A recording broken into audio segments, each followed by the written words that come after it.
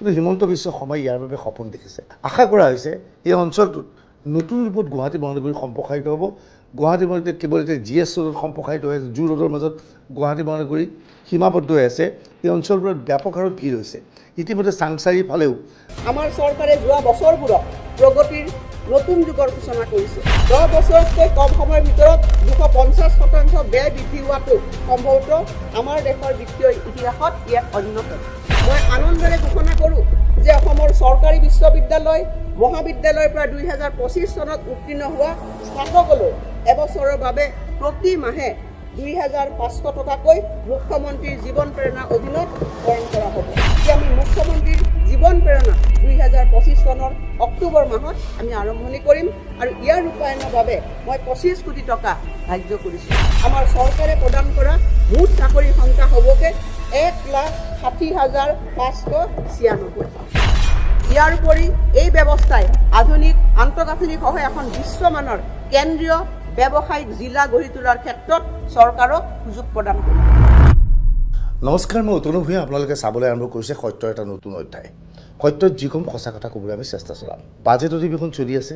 এনে সময়তে অজন্তা নেওগে সদনৰ মজিয়াত বাজেট দাখিল কৰিছিল। ইয়াৰ পিছতেই হঠাৎ সমগ্ৰ ৰাজ্যজুৰি এটা প্ৰচাৰ চলিছে, বিশেষকৈ ছ'চিয়েল নেটৱৰ্কিং ছাইটত প্ৰচাৰ চলাইছে। প্ৰচাৰটো এনেকুৱা যে কাহিলীপাৰা স্থিত 10ম আৰক্ষীৰ বেটেলিয়নটো কাহিলীপাৰাৰ পৰা স্থানান্তৰিত হ'ব আৰু 10ম আৰক্ষী বেটেলিয়নৰ স্থানত ওবেৰয় হোটেলখন স্থাপন কৰা হ'ব, 7 ষ্টাৰ হোটেলখন স্থাপন কৰা হ'ব। ওবেৰয় হোটেলখন স্থাপন কৰাৰ বাবেই উদ্দেশ্যৰেই 10ম আৰক্ষী বেটেলিয়ন উক্ত স্থানৰ পৰা স্থানান্তৰিত কৰিব বিচৰা হৈছে।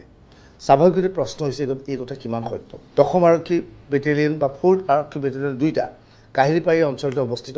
10ম আৰক্ষী বেটেলিয়ন মেডিকেল কলেজৰ নিচেই কাষতে অৱস্থিত, জ্যোতিচিত্ৰ বনৰ লগতে আছে। এতিয়া এই 10ম আৰক্ষী বেটেলিয়ন সঁচাকৈ স্থানান্তৰিত হ'বনে? ইয়াৰ আগতে সদনৰ মজিয়াত আচলতে অজন্তা নেওগে কি কৈছিল শুনি লওঁ। আমি 10ম অসম আৰক্ষী বেটেলিয়নক গুৱাহাটীৰ পৰা সোণাপুৰৰ কচুতলীলৈ স্থানান্তৰ কৰিম আৰু ইয়াৰ দ্বাৰা জনজাতীয় লোকসকলে তেওঁলোকৰ জনজাতীয় বেল্টত থকা ভূমিত হোৱা বেদখলৰ পৰা সুৰক্ষা লাভ কৰিব।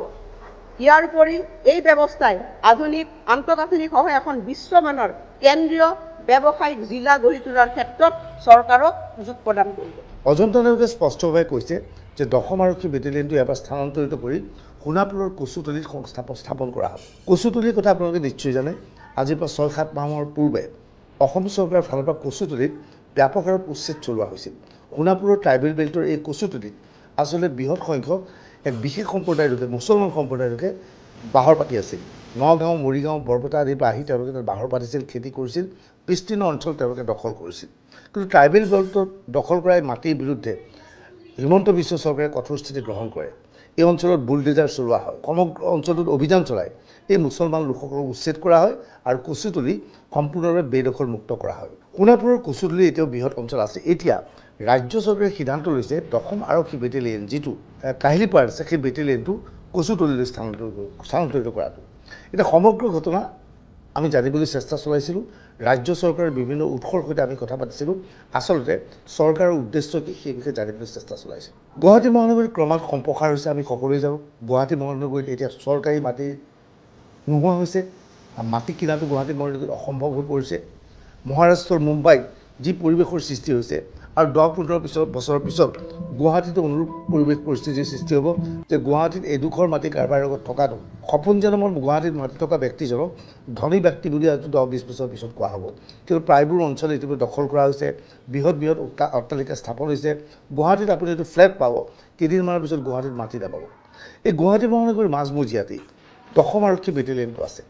ইতিমধ্যে হিমন্ত বিশ্ব শৰ্মা চৰকাৰে সিদ্ধান্ত লৈছে 10ম আৰক্ষী বেটেলিয়নটো এই স্থানৰ পৰা কচুতলীলৈ স্থানান্তৰিত কৰা। ইয়াৰ লগে লগে ইতিমধ্যে অজন্তা নেওগে কৈছে কচুতলী অঞ্চলত 10ম আৰক্ষী বেটেলিয়ন স্থানান্তৰিত হোৱাৰ লগে লগে সোণাপুৰৰ বৃহৎ অঞ্চল ব্যৱসায়িক অঞ্চল হিচাপে পৰিগণিত হ'ব আৰু সোণাপুৰৰ ট্ৰাইবেল বেল্টৰ জনতাই সুৰক্ষা লাভ কৰিব। কিয়নো এই বেল্টত এতিয়া বেদখলকাৰীয়ে বা মুছলমানে আহি দখল কৰিব নোৱাৰিব, বেটেলিয়নৰ কাৰ্যালয়টো থাকিব। এতিয়া প্ৰশ্ন হৈছে কেৱল কাহিলীপাৰাৰ পৰা 10ম আৰক্ষী বেটেলিয়নটো ৰাজ্য চৰকাৰে স্থানান্তৰিত কৰিব বিচাৰিছে। চৰকাৰী সূত্ৰৰ উদ্ধৃতি আমি পাইছোঁ, উচ্চস্তৰীয় সূত্ৰে আমাক জনাইছে কেৱল 10ম আৰক্ষী বেটেলিয়ন নহয়, জ্যোতিচিত্ৰবনৰ কিছু দূৰত পথৰ সোঁকাষে থকা সৰ্বশিক্ষাৰ কাৰ্যালয়টো স্থানান্তৰিত কৰাৰ সিদ্ধান্ত গ্ৰহণ কৰিছে। আমি জানো তাহানিয়াৰ পৰা কাহিলীপাৰাত মূলতঃ বিখ্যাত আছিল শিক্ষা বিভাগৰ কাৰ্যালয়ৰ পৰা। বিভিন্ন শিক্ষকে বিভিন্ন সময়ত কাহিলীপাৰাত আহি কাম কৰিবলগীয়া হৈছিল এতিয়া কাহিলীপাৰাত যিবোৰ শিক্ষা বিভাগৰ কাৰ্যালয় আছে সৰ্বশিক্ষাকে ধৰি সেই কাৰ্যালয়সমূহ স্থানান্তৰিত কৰা হ'ব ইয়াৰ লগে লগে কাহিলীপাৰাৰ সেই কাৰ্যালয়সমূহৰ স্থান আৰু বেটেলিয়নৰ স্থানকে ধৰি প্ৰায় 400 বিঘা মাটি এই অঞ্চলটোত ৰাজ্য চৰকাৰে লাভ কৰিছে মুখ্যমন্ত্ৰী হিমন্ত বিশ্ব শৰ্মাৰ এই ক্ষেত্ৰত এক সপোন আছে মুখ্যমন্ত্ৰী হিমন্ত বিশ্ব শৰ্মাই বিচাৰিছে এই সমগ্ৰ অঞ্চলটোত খুব ধুনীয়া ব্যৱসায়িক কেন্দ্ৰ হ'ব শ্বপিং মল হ'ব কেইবাটাও ধুনীয়া বাটপথ হ'ব মহানগৰীৰ পাৰ্ক হ'ব এক আকৰ্ষণীয় অঞ্চলৰূপে পৰিগণিত হ'ব গুৱাহাটী মহানগৰীৰ মাজমজিয়াত অৱশ্যে ইয়াৰ বাবে বিভিন্ন উৎসৰ পৰা ঋণৰ প্ৰয়োজন হ'ব বিভিন্ন প্ৰতিষ্ঠান আগবাঢ়ি আহিব লাগিব এই সপোন এতিয়াই কাৰ্যকৰী নহয় 2026 বা 2026ৰ পিছত লগে লগে ইয়াৰ কাৰ্যকৰী হ'ব বুলি ভবাটো ভুল কিন্তু ইয়াৰ বাবে সময় লাগে কিন্তু হিমন্ত বিশ্ব শৰ্মাই ইয়াৰ বাবে সপোন দেখিছে আশা কৰা হৈছে এই অঞ্চলটোত নতুন ৰূপত গুৱাহাটী মহানগৰী সম্প্ৰসাৰিত হ'ব গুৱাহাটী মহানগৰীত কেৱল এতিয়া GS ৰোডত সম্প্ৰসাৰিত হৈ আছে জু ৰোডৰ মাজত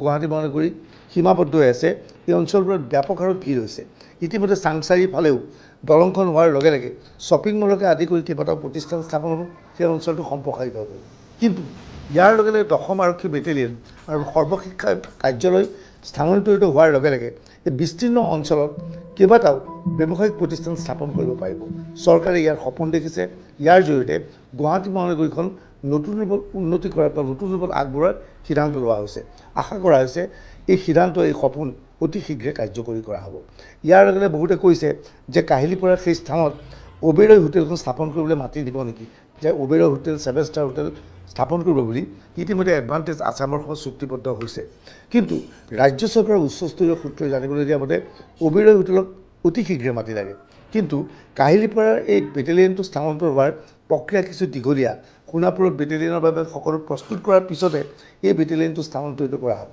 ইমান দিনৰ বাবে ওবেৰয় ৰখি থাকিব বিচৰা নাই ইতিমধ্যে ৰাজ্য চৰকাৰৰ উচ্চস্তৰীয় সূত্ৰই আমাক জানিবলৈ দিয়া মতে বৰঝাৰ বিমান কোডৰ আশে পাশে বা মূল হাইৱেৰ আশে পাশে কোনো অঞ্চলত ওবেৰয়ৰ বাবে মাটি দিবলৈ চৰকাৰে সিদ্ধান্ত গ্ৰহণ কৰিছে গতিকে কাহিলীপাৰাত ওবেৰয় আহিব বুলি যিধৰণৰ অপপ্ৰচাৰ চলিছে সেয়া বাস্তৱতে সত্য নহয় কাহিলীপাৰাৰ সমগ্ৰ অঞ্চলটোত ব্যৱসায়িক প্ৰতিষ্ঠান কৰিবলৈ চৰকাৰে সিদ্ধান্ত লৈছে অৱশ্যে ইয়াৰ বাবে সময় লাগিব এই সমগ্ৰ ভিডিঅ'